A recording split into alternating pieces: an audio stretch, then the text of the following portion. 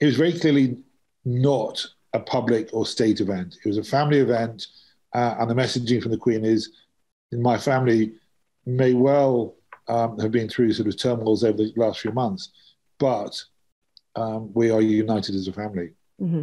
Yeah, well, we're coming off of a really beautiful, emotional, and moving moment for Prince Philip's Thanksgiving service. And I know this was the first time that the Queen has made a public appearance in 5 months. I mean, how is she doing? It was great to see her. I think it was an incredible moment today. I mean, I was watching it live, and I had a real lump in my throat, to see the Queen walking in after all this speculation. She looked sensational. She was wearing green, the Duke of Edinburgh green, and she looked great. She was there with his walking stick. And I thought also it was a very clear message to the world that she had Prince Andrew by her side. It was, this is, to all intents and purposes, a private family event celebrating a husband and father. So I thought it was an incredible service. I thought she looked great. And I think it will have calmed a lot of people's fears about her, actually. Mm-hmm. Definitely. Yeah, I think it was so moving. And I don't think a lot of our listeners would know this, but she did wear Edinburgh green, which is sort of a green color that is, connected to the Duke of Edinburgh. I thought that was so special and such a subtle message that she was sending. But this was her first public appearance in months, I think 5 months time since we've seen her publicly. What can you say about how determined she was to be there, and maybe, what steps she took to make sure that she was there today? For me, I don't think there was any doubt that she was not going to be there. So there was no doubt that she was going to be there, rather. She... This was, her husband, as she said, her strength and stay. She was going to be there by hook or by crook. And she came in by crook. She was literally holding that shepherd's crook when she came in. I think the messaging from the whole royal family was incredible. You mentioned the Duke of Edinburgh green. A number of them were in green. Mm-hmm. Camilla was wearing the badge of the Rifles, which was the regiment that Prince Philip handed over to Camilla. That was one of his last public appearances. Lady Louise, his granddaughter, Edward and Sophie's daughter, was wearing the equestrian brooch that she wore at his funeral. So there's a huge amount of symbolism within the service. I thought it was also very powerful, very moving that George and Charlotte were there. It's the first time that they've been seen at some big family event. So I thought the whole thing was sort of full of symbolism, and I am certain that the Queen always intended to be there in whatever way. Yeah. I mean, what message do you think that she was sending, having Prince Andrew escort her into Westminster Abbey?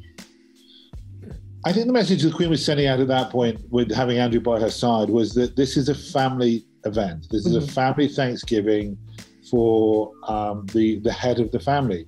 And if you look at the range of people that were there, it was a very personal event, albeit in one of the largest churches in Britain. But, it had all of his cousins from the Mountbatten side were sitting immediately opposite the royal family. Behind the royals, you had virtually every crowned head of Europe, all of whom are cousins of Philip and the Queen.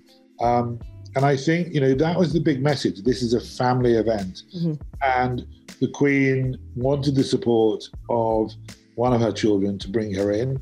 And Andrew was clearly going to be that guy. It was very clearly not a public or state event. It was a family event, and the messaging from the Queen is, my family may well have been through sort of turmoils over the last few months, but we are united as a family. Mm-hmm. Definitely. I think there were so many moments of you saw them just as a family, as almost an almost normal family. And I know you spoke of the personal touches that we saw, like Lady Louise's brooch. What other personal touches were there that were sort of, sentimental reminders of the Duke of Edinburgh and of the Queen herself? I think there were so many little reminders of the Duke, from the pieces of music that were being played even before the Queen arrived, through to the guest list. I'm told that the Queen was signing off every final detail. The Duke had planned his funeral way before his own death. And of course, that funeral was curtailed by COVID. So I think today was very much what he wanted, what the Queen wanted, and what the family wanted. And I just think, even by the addresses, and perhaps most importantly, that very first address from the young lady who'd won a Duke of Edinburgh Gold, I thought that was also very telling and a very clear sign of the way the Duke operated, that this was not some big pompous state event. Mm-hmm. It was a celebration of him and his work, and the Duke of Edinburgh Awards being, one of his greatest achievements. And there is that opening address from someone whose life was changed by the Duke of Edinburgh Awards. Mm-hmm.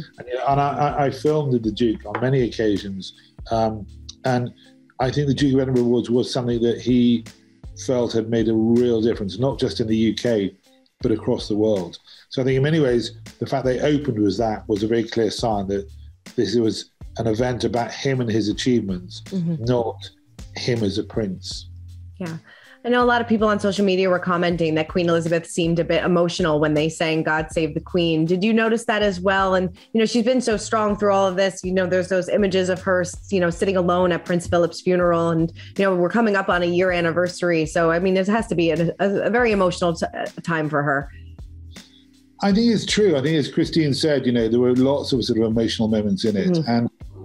And for me, I think probably one of the most emotional moments was when they were singing Guide Me, O Thou Great Redeemer. And I think that's when the Queen's eyes really seemed to well. But as Christine said, it was a family event. And if you were at the memorial for your husband, father, grandfather, you're going to possibly shed a tear. And I think the fact that she held it together so well. One of the bits that I thought was very powerful was right at the beginning of the service, when the first hymn was being sung.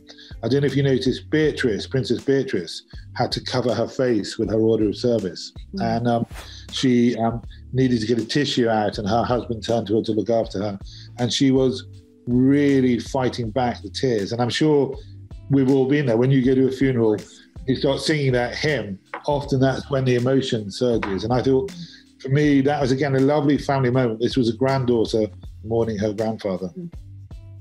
It was so moving to see, so, like we said, it was a family event. It was so moving to see so many family members there, especially the great-grandchildren, who I think we could tell were so important to the Duke of Edinburgh. Did we know that, especially George and Charlotte, but I know that Isla and Savannah were there, Mia Tyndall were there. Did we expect that they would be there? What does this say about this service? I don't think anyone realised that the youngest of the children, all the young children, were going to arrive. Okay, Louis wasn't there, and some of the younger Tyndall children weren't there. But probably for the best. for the best, I think. Did you notice Charlotte? Charlotte couldn't stop looking around. Charlotte's eyes were spinning everywhere. But I think, no, I don't think people were expecting the great-grandchildren. And I think, it's what you say. It just points to this family event. And I understand that, right now, there are receptions happening at Kensington Palace where sort of all the royal family and the royals from around the world have all got together, like any other family. It's that sort of, and I think, the fact that COVID prevented it from happening before, this is their opportunity to get together. And what I particularly liked was at the beginning, people were chatting, people were laughing, people were smiling. It felt like a Thanksgiving. It didn't feel like that sort of the very sad funeral. It did feel like a celebration, and and I think the family really nailed it. Yeah, definitely a celebration of life. And I know that you have a documentary coming out soon on True Royalty TV, Prince Philip, Prince, Husband and Father. So what will we learn about Prince Philip? And out of all of these roles, which did he love the best? Well, that's a great question. I think, what you learn from this new documentary on True Royalty is how self-deprecating he was. This was, whenever we filmed him, whenever I spoke to him, he really wasn't interested in who he was. The prince part was probably the least important part. His naval career was hugely important. His role as a father, hugely important. But also probably his biggest role was as sort of consort and support to the Queen. And this was a guy who was born into service, and he was born in a royal family. He went through military service. And what you learn in this documentary is that service was at his absolute core. Mm-hmm. And he wanted to continue with his naval career. But when the Queen became a queen at such a young age, he had taken a vow of service. And the greatest service he could do to his country was to support his monarch. So you really learn that. You also just learn that he had very little truck with anybody. There was that great thing, I don't know if you saw the Prince of Wales talking this morning, and you get some documentary about how Wales had been talking to Philip just before he died, and the day before he died, and they were talking about arranging his 100th birthday. And Charles was sort of saying to him, what would you like to happen? Who would you like to be there? And Philip just sort of looked up from his, I guess, what was nearly his deathbed, and said, well, I'm going to have to be alive, aren't I, for there to be a party? And those moments for it that he just pricked. He once, I was talking to him about how he felt about the life that he'd led. And he looked at me and just went, felt? Well, I didn't feel anything. I just did it. And it's that, and I think it's that great thing you learn in this documentary. This is, we're all so tied up at the moment with how we feel about things and the emotions of everything. This was a man that came from another world that just wasn't about feelings and emotion. He just got on with it and did it. Yeah, it's going to be a fascinating documentary. I can't wait to see it.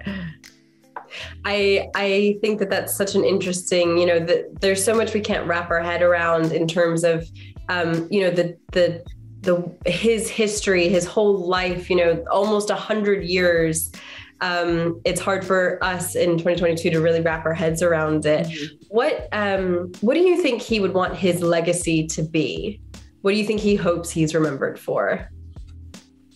Well, I think it's fascinating that I don't think he would particularly want to be remembered. I think he would feel that he had a moment in time, he did his job, and then it was for others to take up the mantle after him. Of course, that's ridiculous. He is the longest serving consort in British history. He will, of course, be remembered throughout the world. But I think his real legacy would be about his work, not about him. Mm-hmm. That the Duke of Edinburgh Awards continued, that design and innovation continued, that his passion to bring about change continued. And he was a real modernizer. You forget that, as you say, over 100 years, lots of us see him as an old man. But, for a great part of his life, he was really bringing about huge change, not just within the royal family, within the palace, but within vast tracts of British society and British business and across the world. So I think his work is what he wants to continue. He wouldn't really be bothered about himself at all.